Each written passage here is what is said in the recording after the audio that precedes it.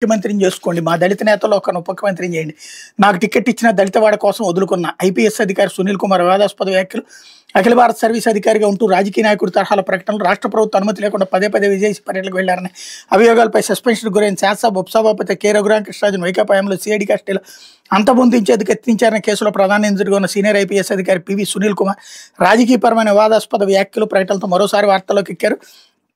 అనకాపల్లి జిల్లా చోడవరం మండలం గాంధీ గ్రామంలో ఆదివారం జరిగిన డాక్టర్ బిఆర్ అంబేద్కర్ విగ్రహావిష్కరణ సభలో ఆయన చేసిన రాజకీయ వ్యాఖ్యలు అఖిల భారత సర్వీసుల నియమావళి ఉల్లంఘన అనే విశ్రాంత ఐఏఎస్ అధికారులు అభిప్రాయపడుతున్నారు.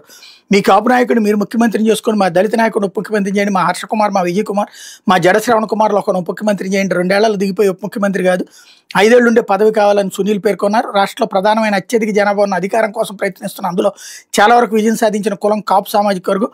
వారు మనలో కలిస్తే మన బలం రెట్టింపు అవుతుంది. మన డిమాండ్కి సహకరించాలి. కాపు సోదరులను కోరండి. అందరినీ కలుపుకుని పోయి అందరికీ మన ఎజెండా ఏంటో తెలియజేయండి. మీరు దళితవాడ పంచాయతీకి మద్దతుగా నిలిస్తే మేము మీకు మద్దతు ఇస్తామని వారితో చెప్పండి అని పేర్కొన్నారు.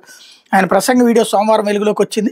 నాకు ఎన్నికల్లో టికెట్ ఇస్తే కూడా వద్దని చెప్పి దళితవాడను పంచాయతీగా చేయాలని అడిగాను. నేను టికెట్ వదులుకుంటేనే చేస్తామని హామీ లభించిందని సునీల్ కుమార్ చెప్పారన్నటువంటి వార్తని హైలైట్ చేశారు. ఇకపోతే సునీల్ కుమార్ని సర్వీస్